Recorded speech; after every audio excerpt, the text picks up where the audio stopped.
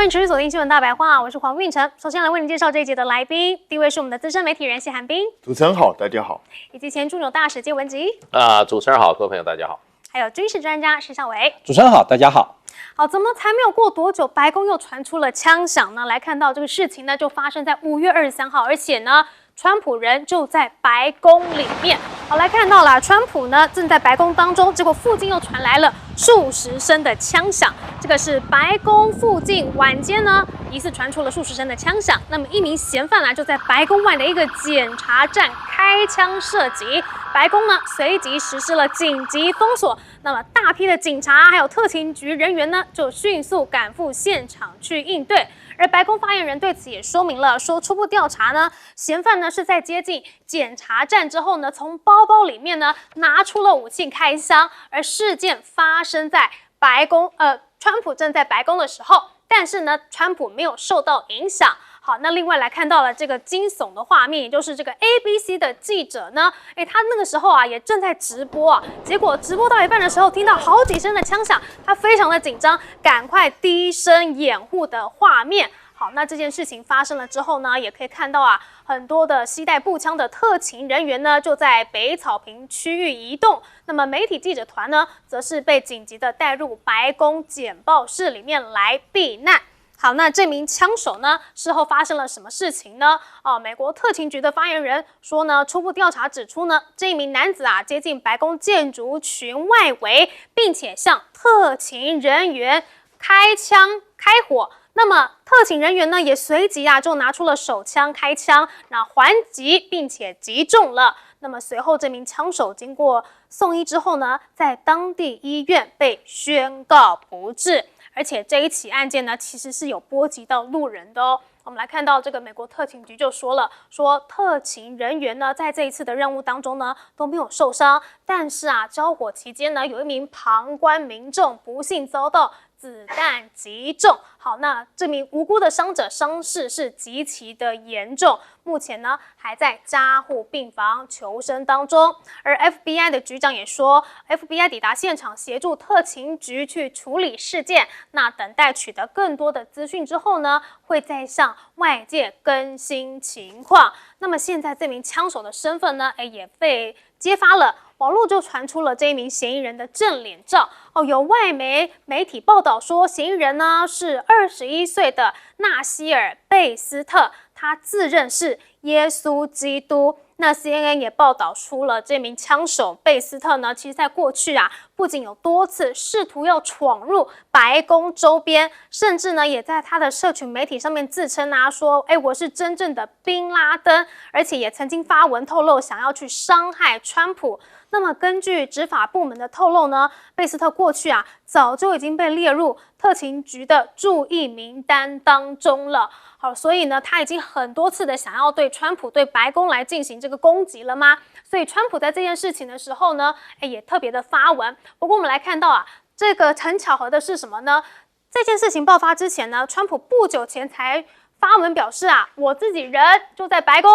处理伊朗相关的和平协议。好，那特勤局就说了川普当时是为了要持续推动跟伊朗的协议，所以留守在白宫，但是他好险没有受到事件的影响。那么目前呢，也已经去听取了这个枪击事件的相关简报但是我们刚刚说到了这名枪手呢，过去常常就想要这个进入到白宫周边，甚至发声说我就是真正的这个宾拉登嘛。所以呢，川普也发文了，说呢他可能对这栋白宫建筑物是有执念的，而且他有暴力史。但是川普自己本身真的也是福大命大因为他自从这个2024年的时候呢，就已经经历过非常多起的枪击案。我们也在这边帮大家整理一下，包括了最著名的就是宾州的枪击案嘛。那个时候他正在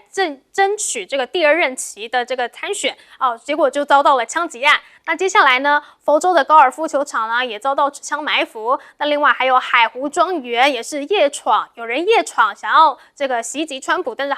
还好他人不在那现场。那再来就是这个今年的4月26号，白宫的记者晚宴竟然是有人闯入了安检口开枪。那另外在5月4号的时候呢，又有一名男子马克思，他在华盛顿纪念碑向附近的特勤局人员开枪。好，那再来就是昨天23号的最新的这个枪击案了。也可以说呢，是在川普这个宣布要开战以后1个月内啊，已经爆发了连续3起的枪击案了。好，虽然川普呢是一次又一次的躲过这些枪口之下的子弹，但是这是不是也代表着，其实美国现在对他的仇恨值可以说是非常的高的呢？我们来请教彬哥。目前从已经公布的资讯来判断的话，看起来这像是一个独立事件啊，因为这位枪手本人的精神状况好像有一些问题。那他也是特勤单位长期那个跟踪盯梢的对象。那我只是觉得很奇怪，就是如果他早就已经呈现出类似的行为的时候，那为什么还会让他取得枪支，然后也没有对他进行相关的监管？我是觉得蛮奇怪。那当然，现在他本人被击毙，然后他造成一名这个路人受到重伤，那现在在加护病房急救。那川普本人是没有遭遇到任何状况，因为其实距离还很远，川普大概根本对发生什么事情他都完全没有接触。那只是说，这到底是一个偶发事件，还是一系列有系统针对川普而来的事件？这个恐怕也要再去深究原因，因为目前看起来好像他也不是单纯针对川普，因为他好像就是这个他自己有一些奇怪的一些想法，所以才会进行这样的动作。那但是这个问题的根源还是在于，在美国取得枪支过度容易，所以太多人随随便便就可以拿到枪。那取得的成本也非常低。那在这种状况下，你当这么多人都有枪的情况，你说要防止这些相关的刺杀或是这样的暴力事件，基本上就蛮困难的。而美国历史上有非常非常多的总统都遭遇过刺杀，包括川普本人自己都遭遇过。老实讲，他也是福大命大。之前那一次，大家应该都记忆犹新，就是直接从他耳朵边插过，这个真的是非常惊险。所以未来会不会发生类似的状况？我认为是有可能。那所以我觉得，随着一次一次的事件发生之后，在美国相关特勤单位的身上的压力就会越来越大。毕竟川普不可能，他是民选总统，他不可能像某一些这个独裁国家领导人每天躲在白宫里头不出来。他可能接下来又要期中选举，他要到处去助选。那他的站台的这些维安，恐怕都会成为这个重中之重，因为前一次的枪击事件才不久前才发生，那一次那个地方其实我们大家都知道是之前雷根遇刺就在那个场所前面，所以在这种状况下，之前有发生过类似案例的地方都可以让枪手直接闯入，然后还让打的这些特勤人员一个措手不及。那你说在其他地方的维安这个特勤局，他是不是要更加做一些精密的调度，才能够防患于未然？我觉得这个对特勤局来讲都非常的麻烦，但是没有办法，因为现在有太多人以川普为目标。那川普自己本身的支持率也一直不断在下降当中，特别是开战以后，他的支持度一直创新低，然后对他的仇恨感跟不满越来越多，所以越是这种情绪酝酿，那我们甚至很难说排除模仿犯的产生，因为本来如果都事前没有其他案例的话，可能大家也不见得会做这种冲动的行为。可是，一次又一次有人做出这样的行为的时候，在一个到处都有人有枪的国家，恐怕有一些模仿犯可能就会产生。所以，我觉得这个恐怕美国相关的单位，他要去锁定很多这种长期有这种暴力啊，或是这种特殊精神状况的人，他都要做一个清查，然后可能要浪费大量的人力去跟监去布线，不然的话，你恐怕就很难在第一时间掌握所有的状况。所以这个没有办法。就是在美国这个国度，你也不可能因为这样子就叫大家没有枪，所以我觉得在这种状况下，只有花更多的人力跟经费还有资源去做好保护川普的工作，除此之外大概别无他法。而川普现在啊，就正在就这个中东局势正要来跟伊朗来进行和平谈判，结果现在又传出了枪击案，这件事情会不会影响他跟伊朗的这个谈判呢？我们来请教介大使。应该是会的，因为他今天晚上本来就是说是川普要他的儿子的婚礼，他都说我不参加，他本人不参加，因为他要处理美伊战争的，可能就表示美伊战争很快的会有川普这边会有一个比较决定性的一个答案出来吧，所以呢，情势是蛮紧张的。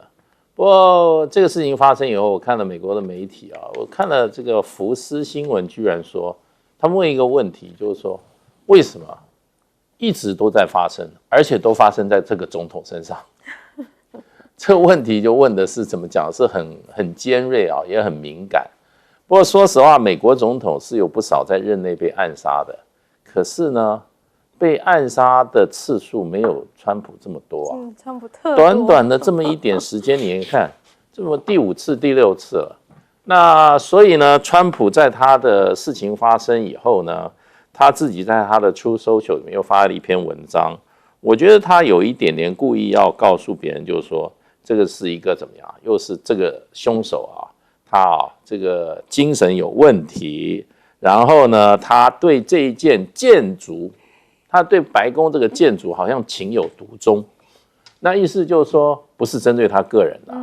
的，所以他已经，我觉得川普本身已经本身有一点点警觉了，怕这件事情，人家会说问题不在这么多发生的，是你这个总统本身有问题，才会有这么多人想要杀你。所以呢，这件事情如果一再发生的话，真的是让人家会怀疑，到底是你川普总统的问题，还是美国社会的问题？当然，美国社会问题，川普也跑不了责任。不过这件事为什么我觉得就是说媒体还没有怎么讲呢？很深入的报道，因为这一件事情几乎就发生在这个白宫的门口了，非常的近。你可以刚刚看那个 ABC 的华裔的女记者，她是吓到了，因为这枪声就在她附近啊。很多记者都立刻怎么讲？本来在那边想要参加记者会的，立刻怎么样？变成当场现场来采访。为什么？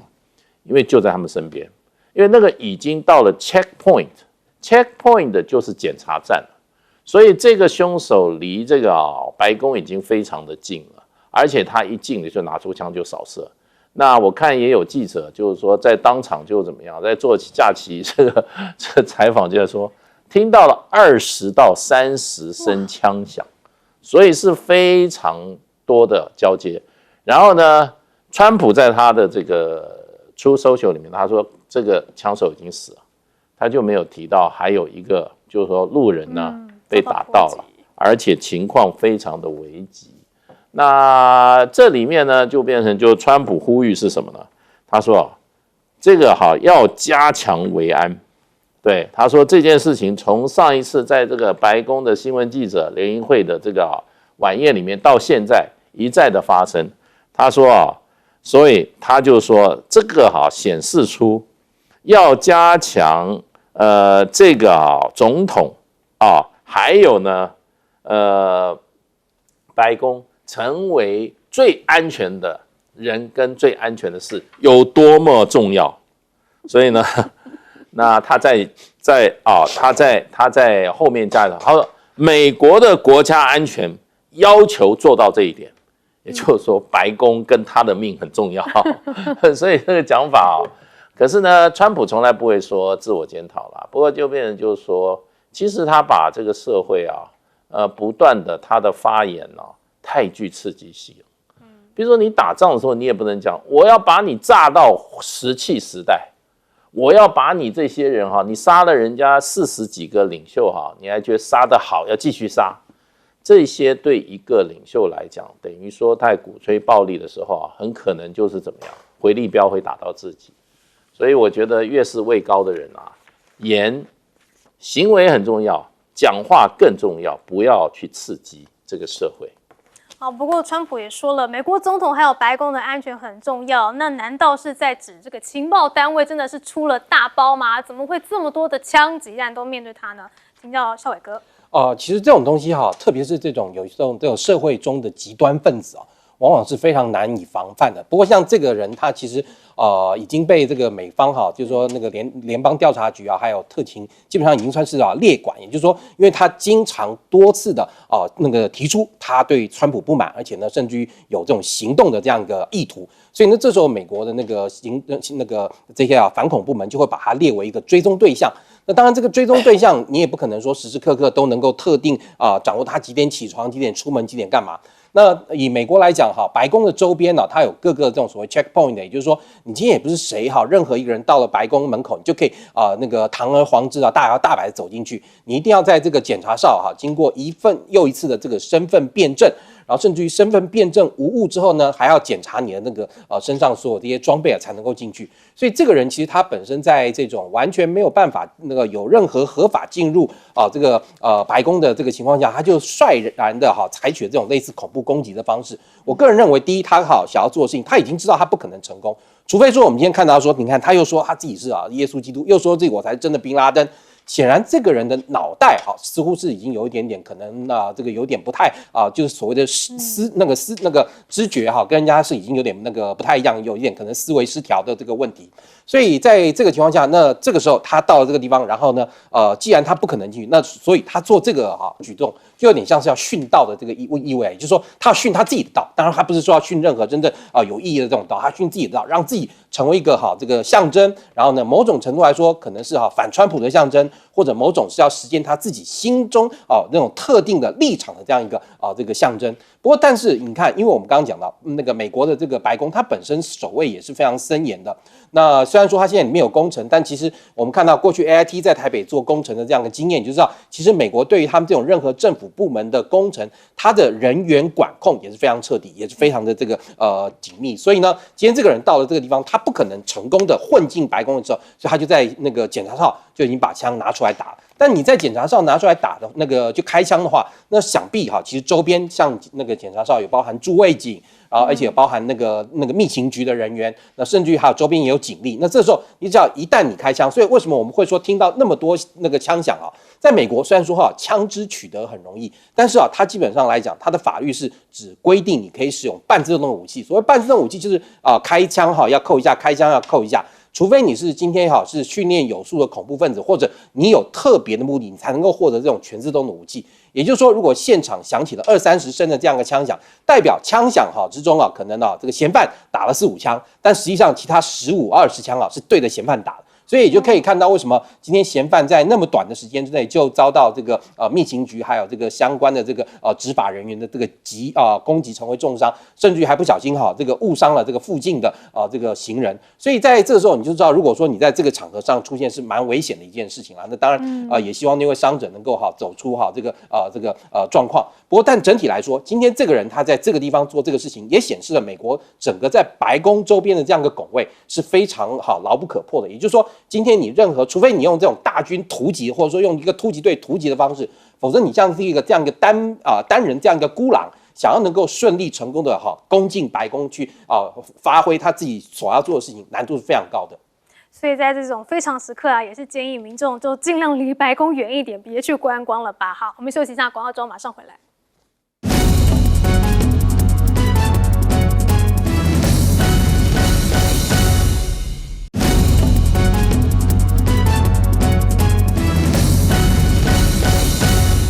现在全球地缘政治的版图是不是急速的向中国去倾斜呢？来看到塞尔维亚的总统武契奇，他人呢就在北京访问，而且他对北京是赞不绝口这个呢是他首次展开对陆的国事访问。他24号中午的时候搭乘飞机抵达了北京，那这是他首次的国事访问，而且他谈到访华是非常的激动万分他还说这是他政治生涯中最重要的一次访问，他非常期待这一次的访华为契机筑牢铁杆友谊，拓展互利合作推动新时代中塞命运共同体建设取得更多实际成果，造福两国人民。而且他非常高度的评价中国的发展成就，他认为中国不仅仅是全球经济发展的标杆更是一个遵守国际原则的一个典范。好，他真的是对中国能够吹捧到的词句通通都用上了，而且他不仅吹捧中国，还当面泼一个欧洲的一个冷水。好，来看到他之前在法国的时候出席第18届世界政策会议的时候，就直接坦言说，欧洲你们在新兴技术人工智慧领域的发展进度都不及中国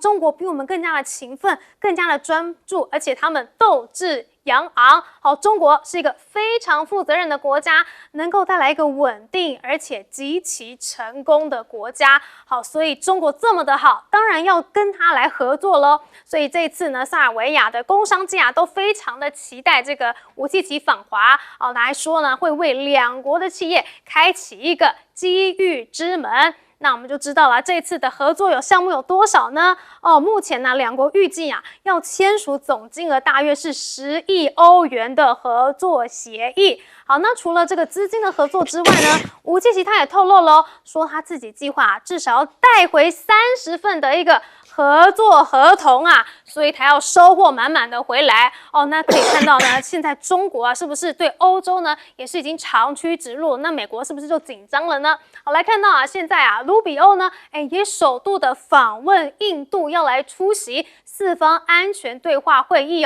展现出了华府其实呢也是想要去修复美印关系的态度。那他这一次呢要展开为期4天的访问行程这是他担任现职以来首次访印。那除了跟印度的高层对话之外呢，他也要走访各地，并且出席4方安全对话的外长会议。那美国驻印度的大使也说这次的访问体现出了什么？美印关系不仅仅是建立在强而有力的政策基础之上，也建立在共同价值观之上。而且这一次卢比欧访印的时候，还要转交川普的邀请函卢比欧向印度总理莫迪转达了川普的邀请他在不久的将来去访问白宫。那之前两位领导人在新德里举行了广泛会议，其实重点就是讨论了加强印美全面全球战略伙伴关系的问题。好，但是卢比欧这一趟其实是有一些巩固的意味在的，因为呢之前华府跟这个印度才因为关税战的问题闹得不愉快，而且美国跟巴基斯坦往来迅速升温，也可能影响美国跟印度的关系。所以这一趟是不是卢比欧要来修复美印关系呢？好，但是除了刚刚说到的关税战之外呢，之前川普上任就有意去淡化这个印太联盟，也导致于这个4方安全对话日印澳都表示很忧心。而且在中国的印军事实力面前，其实4方的这个会谈是更加的重要。我们就来看到呢，中国有哪些的硬实力呢？好，中国的解放军的辽宁舰远海实战演训呢，可以看到歼35华耀起降是完全的没有问题。那军事专家就指出了，从这些演训成果来看歼15T 或者是歼15TD 这些新型的舰载战机能够滑跃起飞那歼35这种中型隐身舰载战机当然也就能咯。那么未来歼35就可以在中国现役3艘航空母舰上面灵活的部署，就可以大幅度的提升中国航母的综合作战能力。好，那除了这个辽宁舰还有舰载机的力量之外呢，来看到中国有个巨型的补给舰也曝光了它可能会是全球最大的一个海军后勤支援舰呢。好，从这个中国船舶集团有限公司21日在社群媒体发布的这个照片可以看到这个背景中的干船屋内呢出现了一艘体型庞大的船体。那军事观察人员就推测了这艘船呢应该是一个辅助支援舰体，用在于为航空母舰战斗群去提供补给。好，所以中国的这个舰载能力呢非常的厉害。那另外来看到美国的部分呢，能不能够跟中国来比呢？现在美媒的军事观察杂志分析就说了，其实解放军预计呢，在2030年就能够成为世界上第1个装备第6代战机的军队。那美军呢，预计要晚10年，要等到2024年才能够部署所以这样子的情况下，美国呢虽然是要来跟这个美印关系重新的来缓和，但是又能不能够真的对中国产生这个平衡的效果呢？来请教介大使。武契奇事实上他这个跟中国大陆关系一直都非常密切这个主要跟这个塞尔维亚它国内的形势有关，因为塞尔维亚在这个南斯拉夫内战以后，事实上它的国家还在进一步的在怎么讲瓦解当中。当中有一块地方叫科索沃那这个科索沃它这个地方它这个主要民族是阿尔巴尼亚人，不是塞尔维亚人，所以他们就寻求独立。那可是当时南斯拉夫不承认。可是呢，这个科索沃事实上是受到外力的影响啊。那么他一宣布这个独立以后啊，这些欧洲国家、美国啊，就立刻怎样？立刻就给予他外交承认。那当然还有世界上还有很多国家觉得这种片面宣布独立的方式啊，并不符合国际法。那所以很多国家还是不支持。那包括中国大陆就不支持科索沃这个从塞尔维亚独立出来这个事实。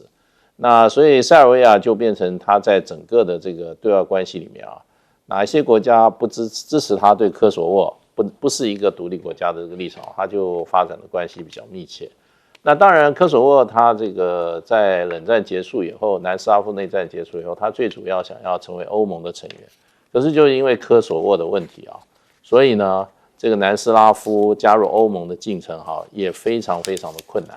那在这个中间，它的经济上当然也发展上就比较孤立。那在这个过程中，它跟中国大陆，因为中国大陆事实上把它视为进入欧洲的一个很重要一个桥头堡，那么也帮这个塞尔维亚跟匈牙利修了一条铁路，在欧洲很有名，叫这个匈塞铁路。这条铁路也正式通车了。当时在修的时候，欧盟就很反对，因为欧盟是相当保护主义，他认为这些公共工程的话，那只能欧洲国家修，外国国家不能进来。所以科索沃可是为了自己的发展，他跟中国大陆关系就越走越近。另外一方这个塞尔维亚，那塞尔维亚因为科索沃的关系，军事上也受到西方国家的这个抵制，所以呢，它变成怎么样？军事上非常的脆弱。那所以它军事，尤其它的武器部分，它就仰赖中国大陆，给予它一些比较先进的武器。几年前记得中国大陆用运20运了这个防空飞弹运到这个塞尔维亚，塞尔维亚举国振奋，因为他们在这个南斯拉夫内战的时候，就是因为没有防空的能力，国家被轰炸的非常的惨，所以呢，中国大陆给予他这个防空能力。这次武器奇去，他主要着眼于经济，他还特别说有几个公司已经要变成跟他要签约了，其中有一个中国大陆的一个很有名的机器人公司叫源自公司，他说要跟他签约，然后呢会变成怎么样？塞尔维亚变成人形机器人在欧洲很重要的一个制造基地。所以我觉得这一次去，因为他年底可能要大选，所以他需要把他的经济做起来，所以这次去中国大陆带了庞大的这个经贸界的人士去，我想他应该会签出很多这个对塞尔维亚有利的这些经贸合作的订单。不过吴锡奇狂赞中国，结果带来了大量的订单，其他的欧洲国家会不会眼红，会不会也效法呢？请教孝伟哥。对，不过当然呢，这个每一个欧洲国家跟中国大陆的这个态度跟立场都不一样啦，也不见得说能够放诸四海皆准。不过我们倒是看到中国大陆它这几年在军事上的这个进步倒是的确还蛮多，而且颇为明显。你可以看到它这个大陆的这个媒体也播出这个辽宁号在海上测试那个最新的这个动态中这个包含比较新的这个歼15T跟歼15TD都已经可以顺利的从辽宁号或是山东号航空母舰的甲板上起飞。那甚至于更新的歼35也要能够从这个辽宁号的这个飞行甲板上滑跳起飞。因为以过去我们刚刚讲歼15T跟歼15DT它本身是弹射起飞的嘛，但是其他的机体结构来说的话，弹射的这个战机跟滑跳这个战机基本上差异并不大，但是它会在前面的起落架跟前面的机身的这个部分呢，再做一些这个强化，以及跟机身大梁做更好的结合，所以重量可能会稍微重一点，但是并不影响就是说现在这个歼15它本身已经能够从辽宁号跟山东号上面滑跳起飞的这样一个能力。不过当然毕竟就是滑跳跟弹射，他们在任务频率的这个密集度上来说，其实还是会有一些差异性的。那当然这个部分他们也希望能够部署更多的这个歼35战机，因为歼35的这个舰载型呢，它目前是具备弹射型的，但是过去的这个辽宁号跟山东号由于它没有弹射器，所以它必须要用滑跳那这个滑跳的部分呢，如果说歼35也能够获得融通性啊，也就是说它本身的这个推力足够让它从辽宁跟山东的滑跳甲板上滑跳起飞之后呢，那这个时候其实当然也会让它的这个舰载机的这个运用余度来说更大，因为我们看到辽宁跟山东它过去是我只有采用这个歼15战机，但是现在中国大陆已经有了弹射器，所以歼15战机的数量会越来越少，取而代之的是歼15 D 那个 T 弹射型跟歼15电战的这个弹射型，这些那个未来也会可能会次第的要加入到这个辽宁号上面服役，因为我们刚刚讲歼15它比较早服役那自然要早退伍，那但是为了解放军下一代战机的这个共同性，他们应该未来只会生产歼15 T 跟歼15 DP 跟歼35这3款战机，所以这3款战机能够同样使用在辽宁号跟山东号上，也代表就是这2艘航空母舰未来其实还是会持续在解放军之中持续服役而且并且成为它未来在那个海外投资那个军力中非常重要的部分。那当然其配套方式也很重要，你可以看到他们说这个中船的这个图片有出现一个非常大的一个补给舰。那这个补给舰因为其实现在整个中国大陆要执行蓝水海军的这个任务化，跟美国海军比起来，可能最大的这个短板就是在补给舰上。中国大陆各种湖各种什么千岛湖什么湖什么湖这些能够提供的这样一个船，大概差不多3万吨。那这艘船据说是现在的这种各种叉叉湖号的2倍大。当然，也就是为了要补足这个一个短板跟缺点了。不过，我觉得如果真的要能够达到全球部署跟蓝水海军最大的运用的话，还是要能够多扩建海外基地，更务实。好，接下来我们来请教彬哥。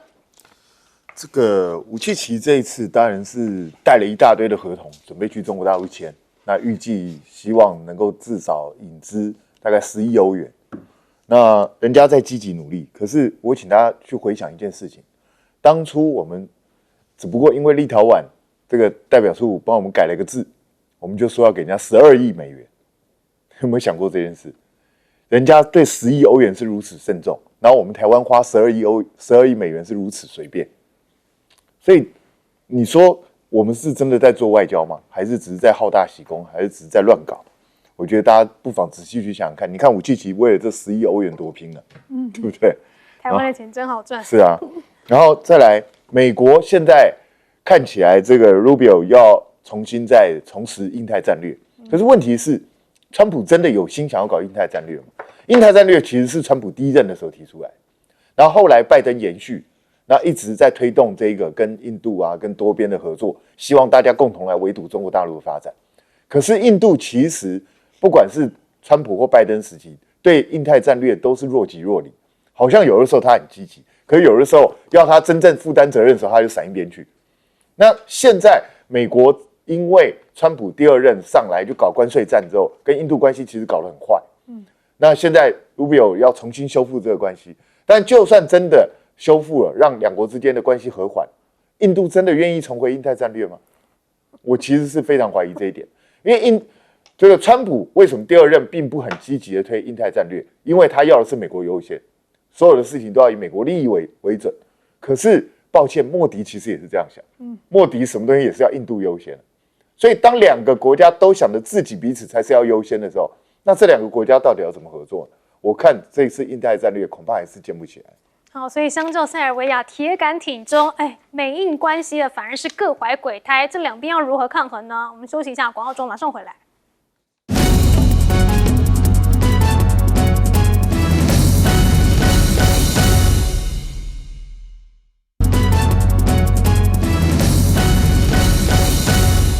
让我假日愉快，欢迎收看 TBS 新闻大白话，我是王浅秋。首先介绍这一节加入我们讨论国际国内大白话的来宾，第一位是前国安会副秘书长杨永明老师。浅秋好，各位朋友好。前空军副司令张延廷将军。浅秋好，大家好。淡大战略所教授李大中老师。真好，大家好。来看看在白宫今天我们看到最新推播消息的时候，大家吓一跳。上午是我们台湾时间的凌晨，美国的下午左右的时间，白宫再度的爆出枪响。就在距离白宫外的街道不到300公尺的地方，那里是有警卫站岗的。突然间枪声大作，现场传出来至少20到30声的枪响，枪手最后身亡，有一位路人被波及，情况很危急，吓坏了很多媒体。当时川普就在白宫里面呢，透过 ABC 这个白宫记者王思玲所公布出来的影片，他当时正在用手机录制社群的短片，突然间听到数十声的枪响，吓坏他，表情也很惊恐，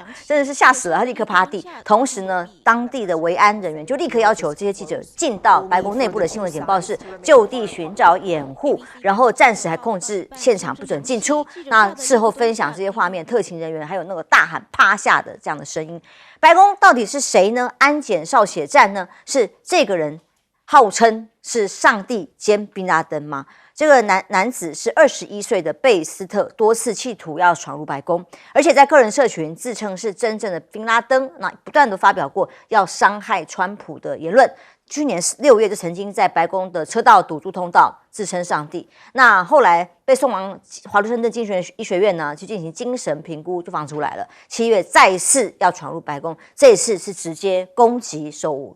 驻守的人员，因此被击毙了。川普1个月内被形容是真的是3次枪击案。4月25号企图白宫晚宴要进去杀总统，5月4号又在马斯克华盛顿纪念碑附近向特勤人员开枪。那倒霉的是一个无辜的青少年，这次又来了。那么美国的网友们是在说觉得太肃杀了吗？太对立了吗？说历史上从来没有任何一位总统像川普一样连续遭到如此多的暗杀，从他竞选期间一直到现在。那么民主党的反对他的人当然是认为是不是明显的假旗行动，为了要白宫宴会厅他们形容叫舞厅安保项目10亿美元被国会给挡下来了。他们说要找正当理由，果然没有多久，川普发表声明，他说这个这个枪手对于美国最具象征性的建筑抱有执念，所以呢，强调华府需要打造前所未有、最安全且最严密的总统维安空间，因为美国国家安全需要它。果然呼应了民主党批评他的声音。当然，川普最近除了到大陆访问伊朗战争这么多事情，对国内这个移民新政策又引起了哗然。先前他刚上任的时候，不是很多移民要被他赶出去、遣送出境吗？这一次呢，他是直接有一个要求呢，如果在美国当地要申请绿卡的人，要推翻已经实行60多年的惯例，要求他们必须返回本来的国家，透过美国国务院在境外才能办理申请。因为目前要有大概超过100万移民正在等待绿卡的核发，这当然大家鸡飞狗跳。因为《华尔街日报》分析有很多在美国执行，尤其是高科技产业，非常多的专业人才，包括 H1B 的工作签证，之前是加很高的签证费用，他们也给了，钱也给了。那重点就是要让这些人能够尽快在当地稳定的工作。就现在川普政策一变，都要先出境才能申请绿卡，然后再回来。那所有雇主的高企业、高科技产业的算盘全部都乱掉了，是把外国人才通通要赶出美国了吗？华尔街股市连8周上扬，即使在伊朗战事之后也是如此，但美国消费者的信心却跌到了历史的新低，这是根据密西根大学的调查显示。当然，还有没有通膨率，现在会不会降息？整个社会呢，只是看股市来执政，跟我们台湾有点像杨老师。现在美国国内真是非常混乱，川普的支持力这个每况愈下。那除了川普他自己个人的这个决策之外，那对外的战争，从委内瑞拉到伊朗，那伊朗尤其是引起内部它几个层面的冲击。第一个，也就是消费者信心指数现在掉到44.8，这个从2022年以来最低的。上一次呢做调查2个月前还是将近50，所以掉到44.8，这个指数看起来跳水的，在过去这4年来最低的。大家不敢花钱了，可是呢，物价指数却是越来越高，3.8%。那个通常是指在2%维持一个比较稳定的这个通货膨胀，但是呢，3.8就表示这个通货膨胀非常严重了。所以现在新的联准会的主席上来，他就不敢降息了。那川普要他就是要降息，这个刺激经济的，你本来应该都要升息的。但是第二个问题就是，那伊朗引起的这个。在内部现在进行的是美国2党的初选，美国现在2党正在初选。5月份的时候，在肯塔基州的第4选区有一个人叫做 Thomas Macy， 他是共和党，他很支持 MAGA， 但是他反对川普对伊朗用武，因为他觉得应该美国优先，不应该对外用武。你不是当初川普上来说我不会对外打仗，结果你连续在对外宣战，而且你还支持以色列的加沙战争，所以他也有一点反以色列。结果这次的这个选举啊，就上个礼拜，经过1个月，美国的犹太裔的金主募过了3500万美元。各位，3500万美元是多少钱啊？他自己募到不到300万，结果他输了。他是 MIT 出身，连任7届，而他的对手是一个军人，退伍在农场做事，名不见经传。所以呢，金钱的力量多大，这个就造成很多共和党比较理性的尤其是民主党不要讲，对于川普以及犹太裔所带来的金钱政治更加的痛恨。然后呢，现在经济情况又不好，还不要忘记有一个叫做 ICE 的，还记不记得？那就是川普在做反移民的时候，针对这个反移民或者是说有疑虑的这些，采取一些违反人道的作为，特别是在那个时候的明尼苏达州，还枪杀了2位跟移民无关的，就是美国白人，所以造成整个社会的动荡。现在美国这个社会非常动荡，也就是说，在现在的这个选举你就看到，MAGA 在川普在犹太金主的协助之下，把反对他的人、优秀的人、理性的共和党员，通通给排除掉，让他输了这个初选。可是他们能够赢得大选吗？现在甚至变了一个问号。而这一次共和党在接下来的年底的期中选举他们认为众议院现在非常可能会失去多数，也就是现在参众两院都是共和党的多数，才会让川普为所欲为嘛。你现在打伊朗，民主党已经提了5次提案在参议院里面要求川普立即的撤军，结果呢，共和党就保他，保到最后一次那个票已经变成是50票比49票，只差1票。本来还可以有3、4票的差别，因为共和党比民主党大概多3票。结果呢，现在共和党有些参议员都受不了所以你现在看到，在年底的选举当中，内部的政治问题以及在经济的这个层面的通膨、生活的压力然后呢，油价的高涨，再加上针对民主党、共和以及川普对外发动战争所产生的这些厌恶，所以呢，你就看到一连串对川普的这个暗杀就会出现。这些人大概某种程度是要表达自己的理念，也同时可能在这一次的今天的这个案例，他被这个过去的这个历史挖出来，他身心上其实是有一些认知上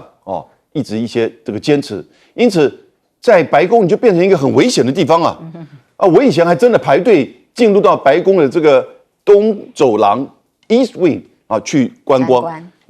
他每天只有限制几百个人，所以你必须要很一大早的在那边排队，你才进得去。那进去看也没什么，你看不到那个时候美国的总统是那个时候美国的总统是克林顿看不到他。所以现在当然白宫反而变成一个很危险，尤其是川普所去的一些场合，他的这个维安就变成非常的严肃。然后呢，他想在白宫自己盖他那种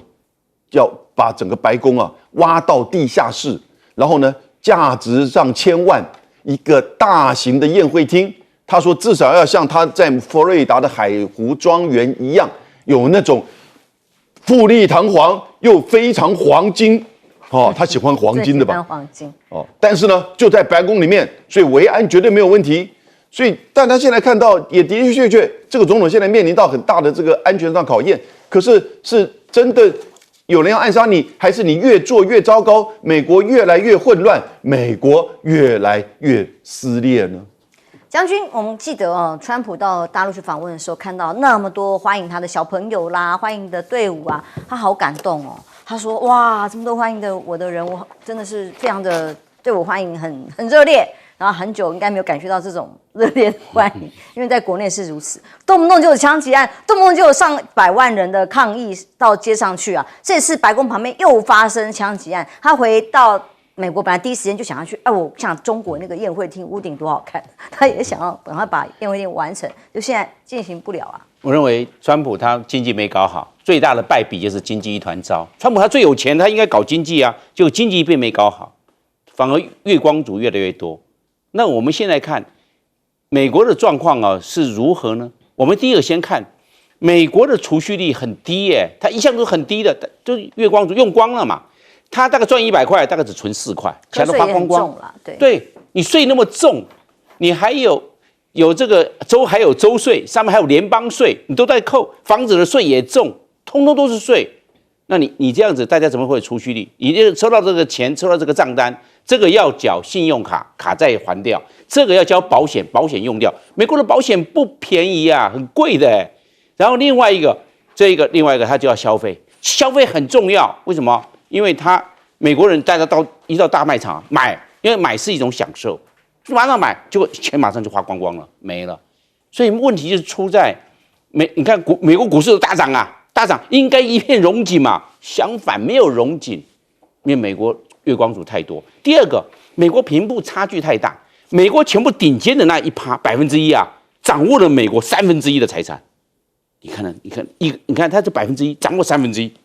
然后美国下面的50%，美国人口3亿4千万人，我们知道，你要3亿4千万，你一半的话就是1亿7千万，这50%下面的只掌握了美国2%的财产，穷哈哈。美国那么多人穷哈哈，一半的人他只掌握美国财产2%，你看看他多穷，有钱的人很有钱，他1%就给你拿到了1/3，穷的人穷光蛋，你说他怎么活下去？贫富差距太大，没有改善，而且现在股市大涨，贫富差距更严重，怎么办？第三个，我认为要卡在什么地方？卡在国债太重。以前国债小可以举债，现在国债已经39兆美元了。美国人口3亿4千万39兆就是39万亿，每一个人都要欠，就是国家的透支啊，10万块美金。那10万块美金呢？你换成台币，每个人都透支300万台币。你看，全部3亿4千万人口啊，每一个人透支300万台币，300多万，怎么？你还有举债空间吗？明年2027年哦，每一年美国国债光国债息就要2兆，因为国债息大概在4%到5%之间，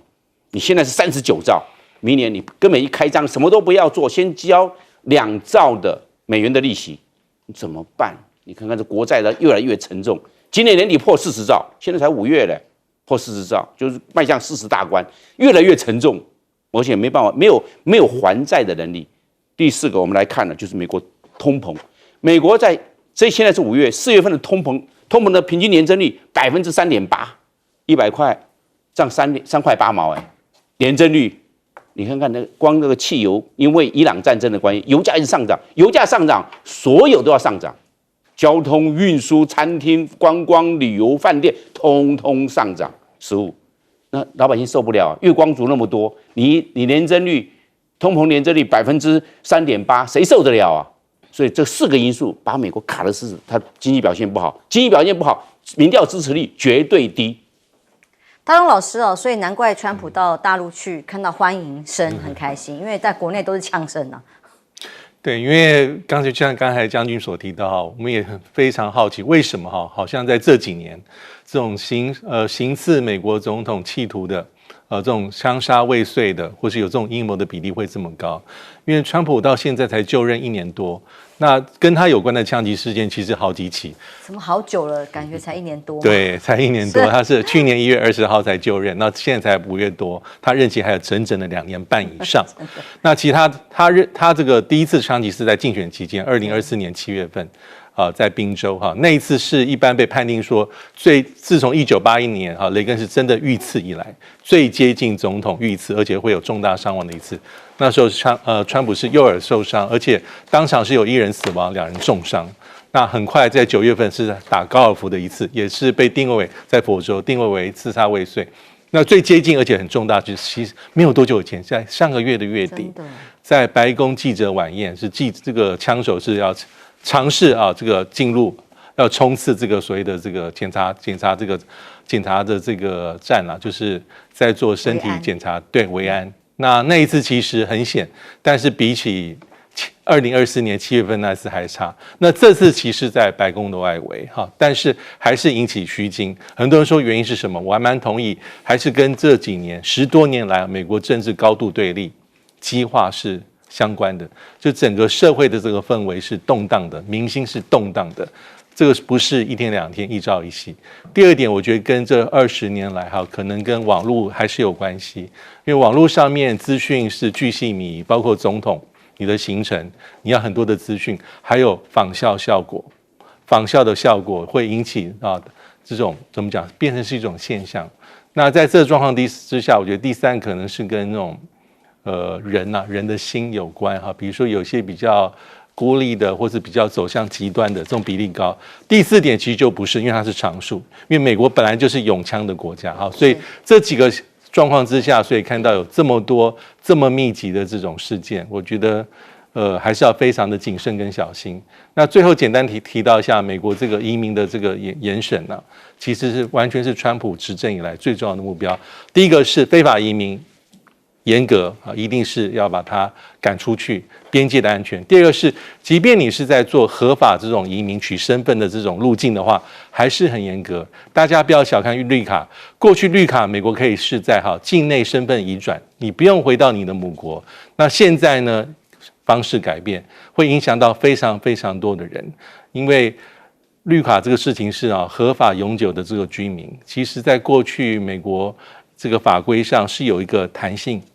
让你不用，但是你自动在做什么？做 AOS 身份转换就可以。然后现在就没有那么简单，你必须得回去。回去之后，其实风险就很大。比如说你工作怎么办？你的家庭怎么办？你会不会很顺利的如同过去这样拿到？其实没有。但美国的给的官方的身份讲法是说他在堵漏洞，因为过去很多他完全要切割非移民的签证跟移民的签证，让你一个漏洞都没有。这非常川普的政策。接下来看看，最新又有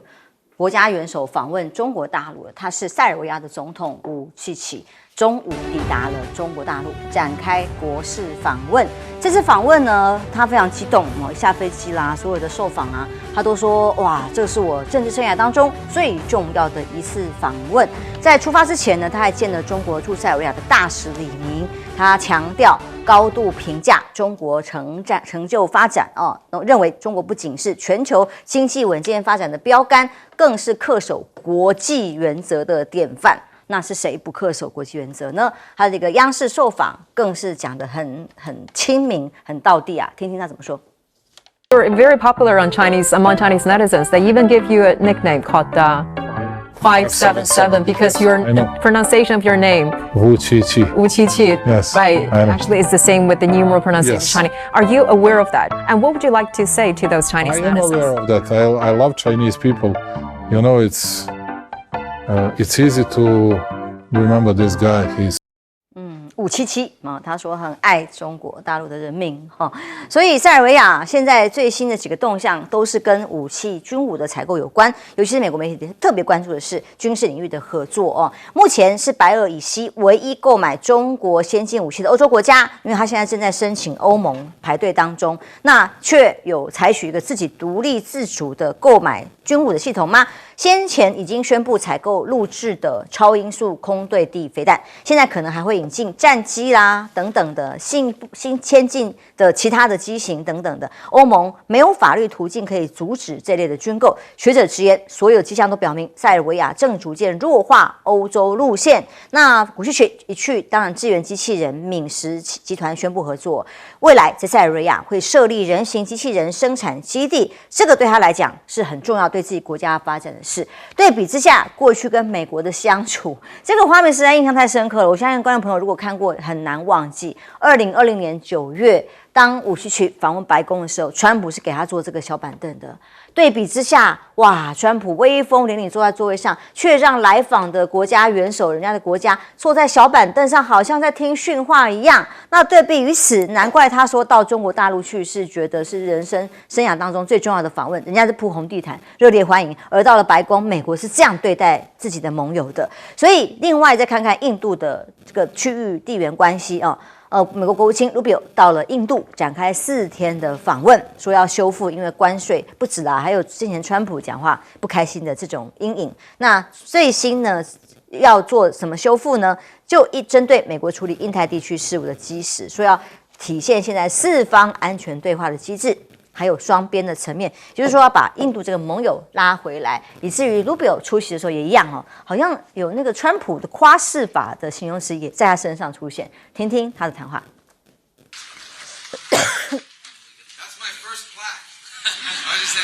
So like 100 years from now, when my great grandkids come visit India, they're going to see that plaque. It's going to be great. I love it.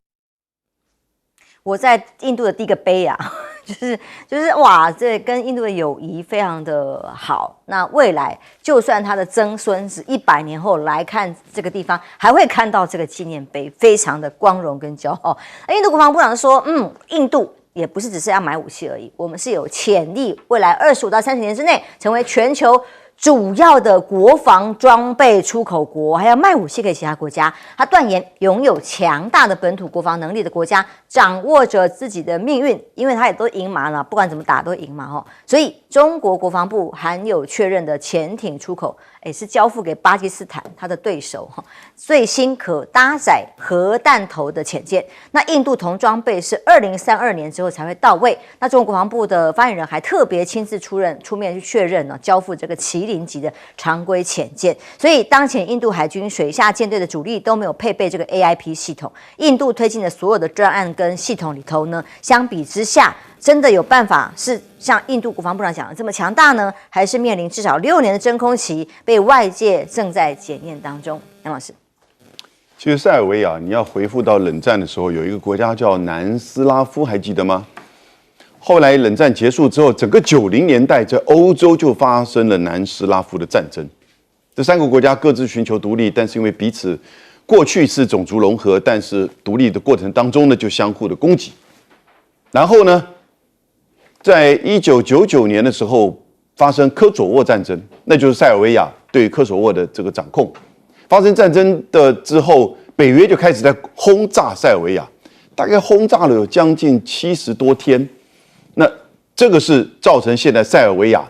跟北约之间的紧张关系，所以它不是北约的国家。那这个过程当中，1999年的5月7号，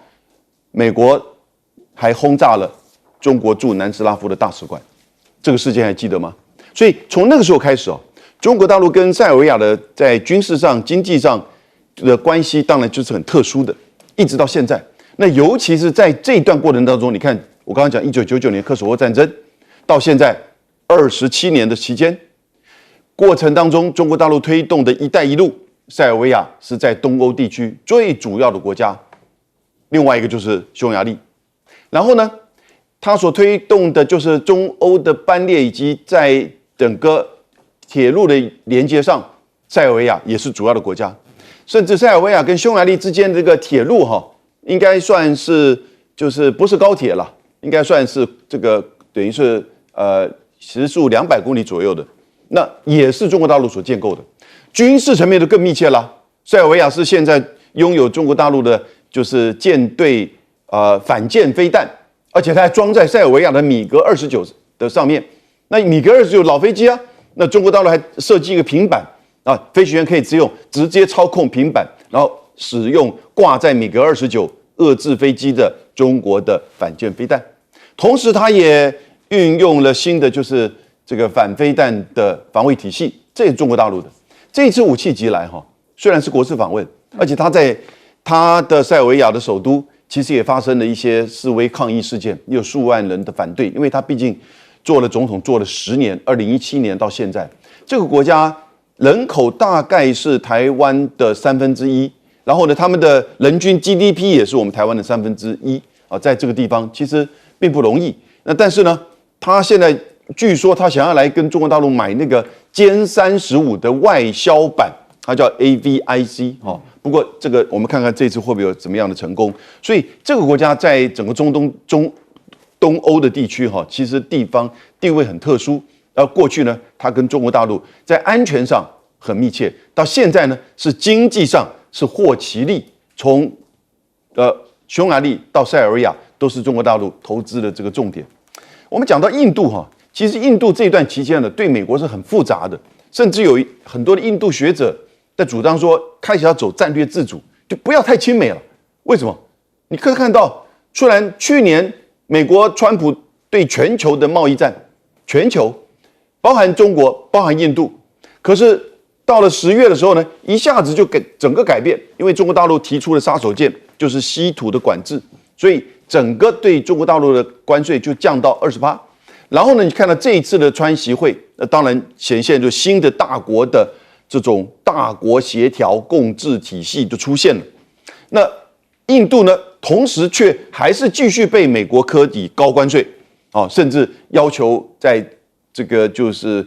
贸易上呢必须要平衡。那这样子的压力，他们觉得很不公平。那我过去都跟着你西方而且某种程度在过去2-3年的时候，还帮助你去推动印太战略，还帮助你去针对中国。我在金砖组织还是上海合作组织当中，等于是好像你在这里面表达对于中国的不同意见，结果现在你没有对我予以战略上的重视，反而是改善跟中国的关系。所以呢，这一次 Rubio 为什么要来？那我觉得 Rubio 如果再不来的话，印度真的要转线战略自主了。因为他现在周围的国家，巴基斯坦刚刚讲到这武器，上一次印巴空战歼17还打下了印度所使用的欧洲的几架，大概是4架至少标风战机。然后现在连孟加拉都在准备要买中国跟巴基斯坦共同开发的枭龙战机。他这两边的穆斯林国家现在关系跟他都不好，然后呢，跟中国的关系他也慢慢发现到贸易上以及投资上还是需要中国的贸易跟投资跟供应链。那所以这次 Rubio 去，那当然就稍微安抚一下。不过我觉得外交上的安抚也只不过是新闻上的呈现的一天报道，真正的国家利益还是看很多层面的整体考量的。好，我们将军问一下印度，看起来好像很厉害，接下来要成为未来卖给其他世界国家武力的主要国家，真的吗？这么厉害吗？有办法吗？我认为印度并没那么厉害，他的巴基斯坦呢，走精兵主义路线反而比印度厉害。在去年2025年的5月8号的印巴空战，印度向欧洲国家，向法国买的标风战机不是那么厉害，挂了流星飞弹，结果被巴基斯坦的空军击落，那不是很厉害吗？现在这个中国大陆又开始帮巴基斯坦的麒麟级的潜舰，巴基斯坦的海岸线呢，它面临阿拉伯海，是巴基斯坦的海岸线大概1000公里，它的东边是印度，它面临也就是在北印度洋。那现在巴基斯坦只有3艘潜舰都旧了，那是向法国买的，向法国买，土耳其帮他升级过一次，但是还是老了。现在这3艘潜舰妥善率不佳，那像中国大陆买一共买8艘麒麟级，4艘在中国大陆做。在海南做完之后，这4艘，另外4艘要在巴基斯坦。换句话说，技术转移，巴基斯坦将来要自己做、自己维修。实际上，所以这是刚才教的第1艘的麒麟级的潜舰是第1艘。那他那3艘旧的是小型潜舰，大概1500吨级，1500吨级比较小。那他这次做的，中国大陆帮他做的是麒麟级，麒麟级大概2800公吨，比较大，而且有6个鱼雷发射管。可以打6个鱼雷出去，换下战力是增强了，而且可以打浅色的反舰飞弹。那现在巴基斯坦会质疑，巴基斯坦是有核武的嘞，它那个反舰飞弹的可以我们讲的打巡弋飞弹，浅色巡弋飞弹可以挂核弹头，所以它躲在下面了。它这个虽然是传统动力的我们传统动力的攻击潜舰，但是它传统动力的它也可以挂这个核武的巡弋飞弹呢。那躲在水下谁知道？而且它在水下的时候可以到达水深300公尺，沉到够深了，让你很难抓得到，抓不到，太深了，300公尺的很深呢，你不会好抓到它，因为它又是绝气推进系统，它可以潜在，因为它不用，它自己就里面可以发电，绝气嘛，就不用起来呼吸发电了，它可以潜在发电，它可以潜在水下，不要浮上来啊，可以躲20天，哇，都不用上来，你根本没办法。以前核动力才有办法，它现在绝气推进系统可以自己在水下发电，那叫继续就有动力继续跑，所以它的这种隐蔽性跟潜伏性都非常高，而且巴基斯坦要求中国大陆要技术转移。那将来这4艘做完之后，以后在巴基斯坦做，就巴基斯坦以后哦，就跟我们讲 JF-17枭龙战机一样，他自己做。为什么？他技术成熟了，转过来了。所以巴基斯坦的这方面的海军的军力会因为麒麟级的潜舰它到手，它这个会大幅度的提升。我们知道巴基斯坦在它的西边有一个叫做瓜达尔港，那瓜达尔港那中国大陆很重要哎，它如果是海上生命线断啊。这油运到瓜达尔港，然后走陆上陆运输，因为中国大陆跟巴基斯坦它有交界在新疆那个地方交界500公里的边界线，那直接就运到中国大陆，直到新疆了，是这个样。这个有地缘战略的考量，海上生命线段还有一条陆上生命线，就是从瓜达尔港走巴基斯坦，然后进入新疆运输，是这样，是他们都有一个地缘战略的考量才会的，那中国大陆才会把。这个目前最好的潜艇舰，这个是039B， 是中国大陆目前最好的传统动力潜艇039B， 然后改良卖给巴基斯坦，所以都有地缘战略的考量。大仲老师，对，刚刚提到这个塞尔维亚跟中国大陆关系其实非常的密切哈，因为武契奇他已经担任过2任10年的总统，那我们也不要忘记他在担任总统之前还出任过总理，待3年。那如果去数他来中国大陆。国事访问的数字其实非常的频繁，总理的时候2次，担任总统的时候5次，上一次是去年，不是在参加这个抗战胜利参加这个所谓的这个阅兵，所以非常非常的密切。那现在比较有趣的地方是，按照塞尔维亚的宪法规定，应该就是总统2任10年就要下去，但是也有一些人的一些观察或揣测，包括武契奇自己也讲说他对这个政坛应该还不会那么容易的就想要完全的退休，所以就有人说有2种可能性，第一种可能就是第一个就是要修宪，难度很高，那第二个就是你可以像以前一样，或是像普丁一样，你再重回总理的这个职务也是可能的，但重点是他塞尔维亚在过去这么多年里面。期间可以跟中国大陆，不管是在安全、经贸、能源，其关系非常非常密切。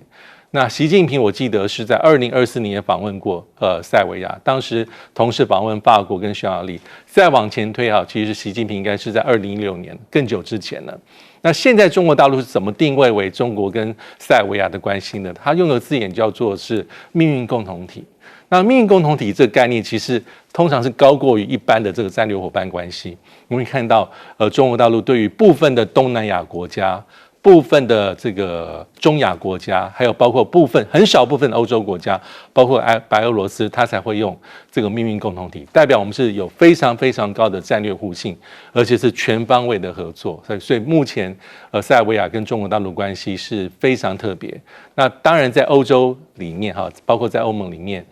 因为武契奇的这个政策，它的政策方向是非常的独树一帜。而且旗帜鲜明，但也会有一些国家有不同的意见。那第二个是卢比欧去访问印度，就像刚才杨老师所提的，其实最近其实从川普2.0上任之后到现在，其实美国跟印度的关系是有点尴尬的。第一个就是部分亲疏，过去拜登时期是多么的捧印度，但现在对等关税。虽然是现在一开始喊到26%，现在稍微降到10%，但是很多当时的美国国内是要说喊到40%到50%，要打开印度的市场。但是对于这个印度来说的话，我的人口的组成很特别，我的产业很特别，农产品跟制造业，我不可能对美国大开门，所以这就是一个很重要的麻烦地方。还有一个其实跟印巴关系相关，因为川普明显在去年的印巴争议里面是蛮站在巴基斯坦这一边，而且当川普要以第三国身份做调停的时候，印度基于过去的传统，他说这个边际的议题不饶第三方，即便是美国是如此。可是巴基斯坦的策略，我觉得相对成功，欢迎川普，而且包括总理夏利夫，还有巴基斯坦的陆军参谋长，不是也去过白宫相谈甚欢？现在在谈伊朗议题的时候，巴基斯坦又冲到前面来帮忙做第三者调停。那这一些其实会让印度比较吃味啊，所以这一次虽然是这个 Rubio 去印度访问，他说欢迎了，邀请这个印度的这个总理去白宫访问，但是因为印巴关系，还有这一次